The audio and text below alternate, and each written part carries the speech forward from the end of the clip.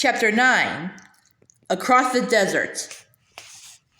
How dreadful! How perfectly dreadful! Whimpered Lasaraline. Oh, darling, I am so frightened. I'm shaking all over. Feel me. Come on, said Aravis, who was trembling herself. They've gone back to the new palace. Once we're out of this room, we're safe enough. But it's wasted a terrible time. Get me down to that water gate as quick as you can. Darling, how can you? Squeaked Lasaraline. I can't do anything. Not now. My poor nerves. No, we must just lie still a bit and then go back. Why back? Asked Aravis.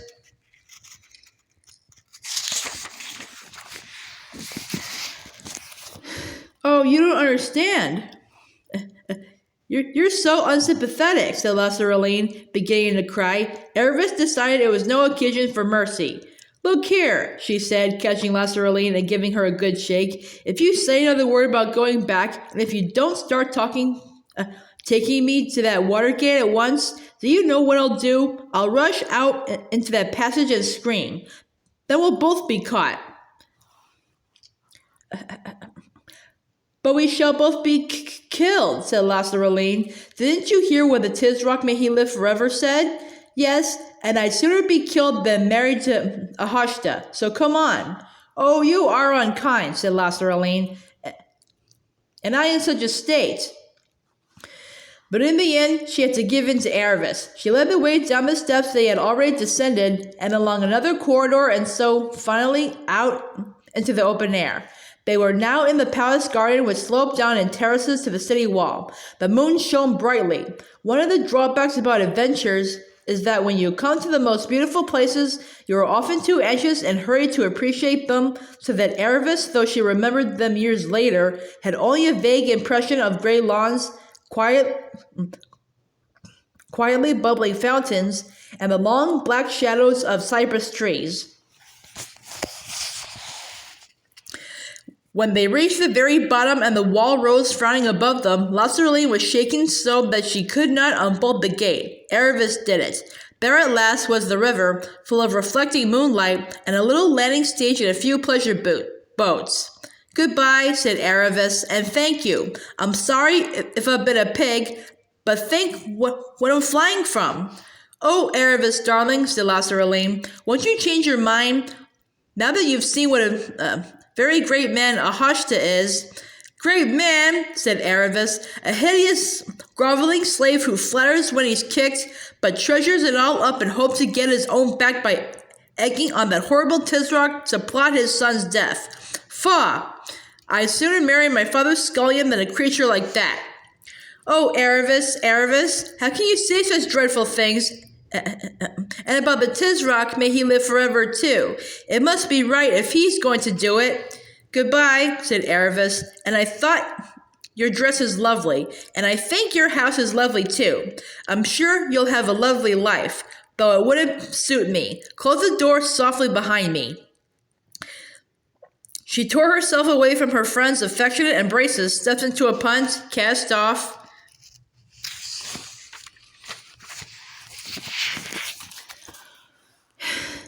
and a moment later was out in midstream with a huge real moon overhead and a huge reflected moon deep down in the river. The air was fresh and cool, and as she drew near the farther bank, she heard the hooting of an owl. Ah, that's better, thought Aravis. She had always lived in the country and had hated every minute of her time in Tashbaan. When she stepped ashore, she found herself in darkness for the rise of the ground and the trees cut off the moonlight. But she managed to find the same road that Shazza had found and came just as he had done to the end of the grass and the beginning of the sand and looked like him to her left and saw the big black tombs. And now at last, brave girl though she was, her heart quailed. Supposing the others weren't there, supposing the ghouls were, but she stuck out her chin and a little bit of her tongue too and went straight toward them. But before she had reached them, she saw Brian, Hwyn, and the groom. You can go back to your mistress now, said Aravis, quite forgetting that he couldn't, until the city gates open next morning. Here is money for your pains. To hear is to obey, said the groom, and at once set off at a remarkable speed in the direction of the city. There was no need to tell him to make haste. He also had been thinking a good deal about ghouls. For the next few seconds, Erebus was busy kissing the noses and patting the necks of Flynn and Bree just as if they were quite ordinary horses. "And here comes Shasta. Thanks be to the lion," said Bree. Erebus looked round, and there, right enough, was Shasta, who had come out of hiding the moment he saw the groom going away. "And now," said Erebus, "there's not a moment to lose." And in hasty words she told them about Rabadash's expedition. "Treacherous hounds," said Bree, shaking his mane and stamping his hoof, "and attack in time of peace without defiant scent. But we'll grease his oats for him. We'll be there before he is." "Can we?" said Erebus, swinging herself into Quinn's saddle. Shasta wished he could mount like that. "Broo-hoo!" snorted Bree. "Up you get, Shasta. Can we? And with a good start, too." "He said he was going to start at once," said Erebus. "That's how humans talk," said Bree. "But you don't get a company of 200 horse and horsemen, water and victualed and armed,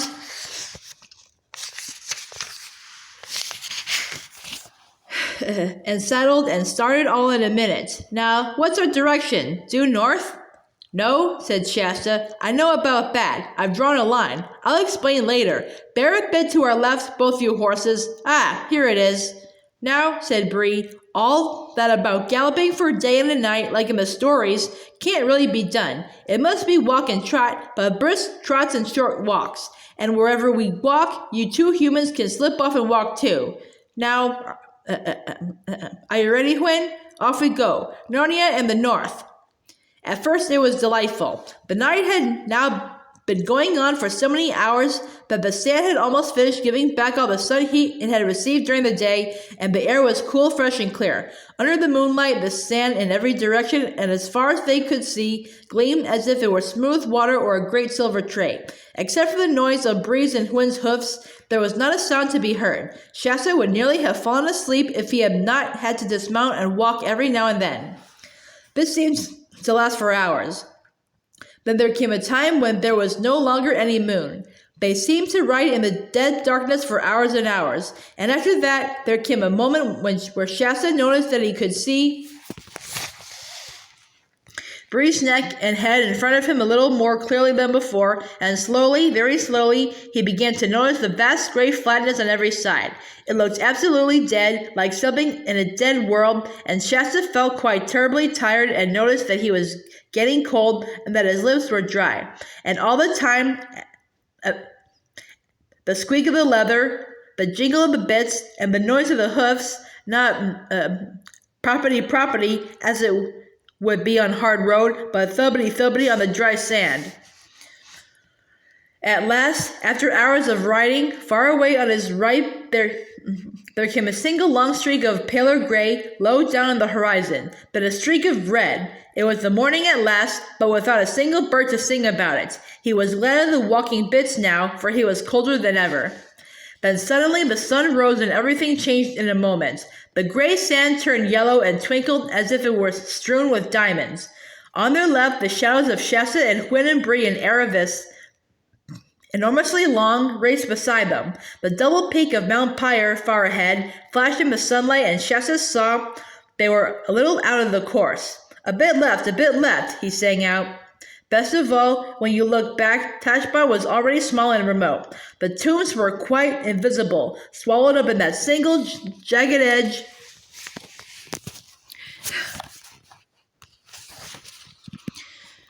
hump, which was the city of the Tizrock. Everyone felt better, but not for long. Though Tashbaan looked very far away when they first saw it, and refused to look any further away as they went on. Shasta gave up looking back at it, for it only gave him the feeling that they were not moving at all. Then the light became a nuisance. The glare of the sand made his eyes ache, but he knew he mustn't shut them. He must screw them up and keep looking on ahead at Mount Pyre and shouting out directions. Then came the heat. He noticed it for the first time when he had to dismount and walk. As he slipped down to the sand, the heat from it struck up into his face as if from the opening of an oven door. Next time it was worse. But the third time, as his bare feet touched the sand, he screamed with pain and got one foot back in the stirrup and the other half over Bree's back before he could have said knife. "Sorry, Bree," he gasped. "I can't walk. It burns my feet." "Of course," panted Bree. "Should have Thought of that myself. Stay on. Can't be helped. It's all right for you, said Shasta to Aravis, who was walking beside Gwyn. You've got shoes on. Aravis said nothing and looked prim. Let's hope she didn't mean to, but she did. On again, trot and walk and trot, jingle, jingle, jingle, squeak, squeak, squeak, smell of hot horse, smell of hot self, blinding glare, headache, and nothing at all different for mile after mile. Tashbaan would never look any further away. The mountains would never look any nearer. You felt this had been going on for always. Jingle, jingle, jingle, squeak, squeak, squeak, smell of hot horse, smell of hot self. Of course, one tried all sorts of games with oneself to try and make the time pass. And of course they were all no good. And one tried very hard not to think of drinks, ice sherbet in a palace at Tashbaan, clear spring water tinkling with a dark earthy sound, cold smooth milk just creamy enough and not too creamy, and the harder you tried not to think, the more you thought. At last there was something different, a mass of rock sticking up out of the sand about 50 yards long and 30 feet high. It did not cast much shadow, for the sun was not very high, but it cast a little. Into that shade they crowded. There they ate some food and drank a little water. It is not easy giving a horse a drink out of a skin bottle, but Bree and Gwyn were clever with their lips. No one had anything like enough. No one spoke. The horses were flecked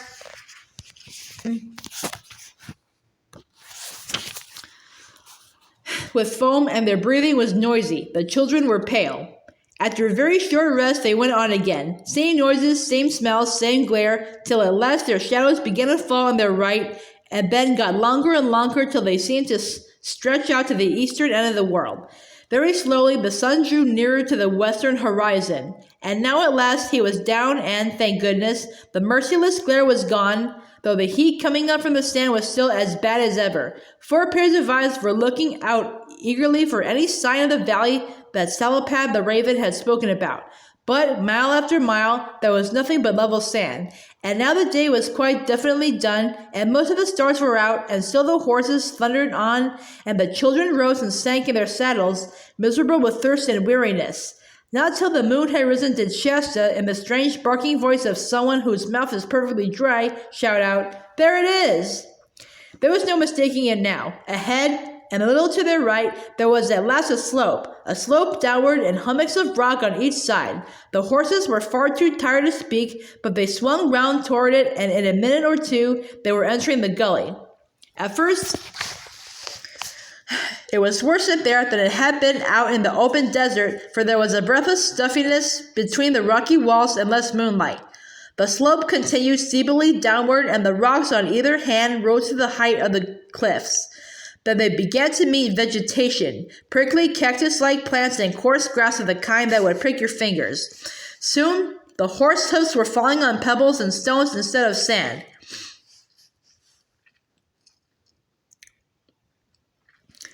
Round every bend of the valley, and it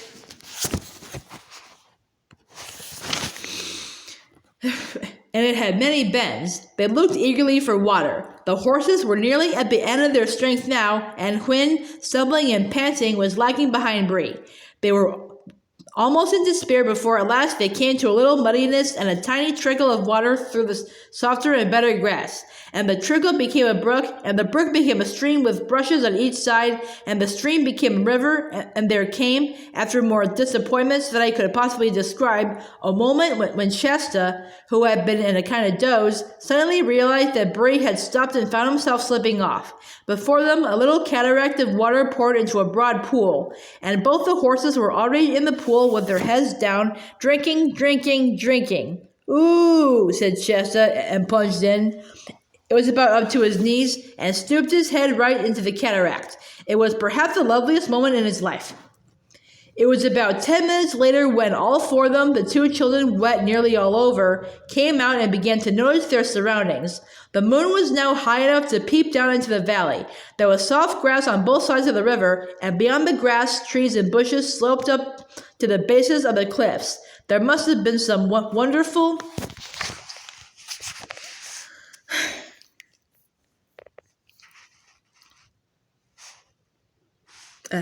Flowering shrubs hidden in the shadowy undergrowth, for the whole glade was full of the coolest and most delicious smells.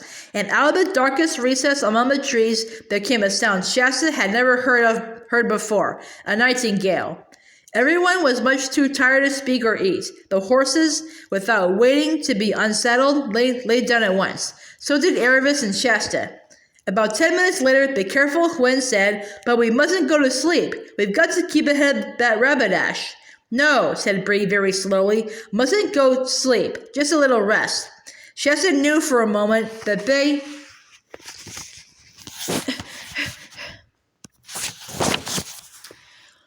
would all go to sleep if he didn't get up and do something about it, and felt that he ought to. In fact, he decided that he would get up and persuade them to go on. But presently, not yet. Not just yet. Very soon, the moon shone and the nightingale sang over 2 horses and 2 human children, all fast asleep. It was Aravis who awoke first. The sun was already high in the heavens, and the cool morning hours were already wasted. "It's my fault," she said to herself furiously as she jumped up and began rousing the others. One wouldn't expect horses to keep awake after a day's work like that, even if they can talk, and of course that boy wouldn't. He's had no decent training, but I ought to have known better. The others were dazed and stupid with the heaviness of their sleep. "Hi-ho, brew-hoo," said Bree. "Been sleeping in my saddle, eh? I'll never do that again. Most uncomfortable." "Oh, come on," said Aravis. "We've lost half the morning already. There isn't a moment to spare." "A fellow's got to have a mouthful of grass," said Bree. "I'm afraid we can't wait," said Aravis. "What's the terrible hurry?" said Bree. "We've crossed the deserts, haven't we?" "But we're not in Arshulan yet," said Aravis, "and we've got to get there before Rabbitash." "Oh, we must be miles ahead of him," said Bree. "Haven't we been coming a shorter way? Didn't that raven friend of yours say this was a shortcut, Shasta?" "He didn't say anything about shorter," answered Shasta. "He only said better, because you got to a river this way. If the oasis is due north of Tashbaan, then I'm afraid this may be longer." Well, I can't go on without a snack," said Bree. "Take my bridle off, Shasta." Please," said Hwin very shyly. "I feel just like Bree, that I can't go on. But when horses have humans with spurs and things on their backs, aren't they often made to go on when they're feeling like this? And then they find they can. I mean, oughtn't we to be able to do more even, now that we're free? It's all for Narnia." "I think, ma'am," said Bree very crushingly, "that I know a little more about campaigns and forced marches and what a horse can stand that you do." To this, Hwin made no answer, being, like most highly bred mares, a very nervous and gentle person who was easily put down. In reality,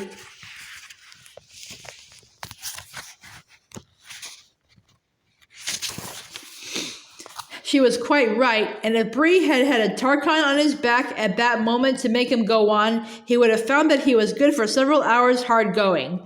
But one of the worst results of being a slave and being forced to do things is that when there is no one to force you anymore, you find you have almost lost the power of forcing yourself. So they had to wait while Bree had a snack and a drink, and of course, Hwin and the children had a snack and a drink too. It must have been nearly 11 o'clock in the morning before they finally got going again, and even then, Bree took things much more gently than yesterday. It was really Hwin, though she was the weaker and more tired of the two, who set the pace. The valley itself, with its brown, cool river, and grass and moss and wildflowers and rhododendrons, was such a pleasant place that it made you want to ride slowly.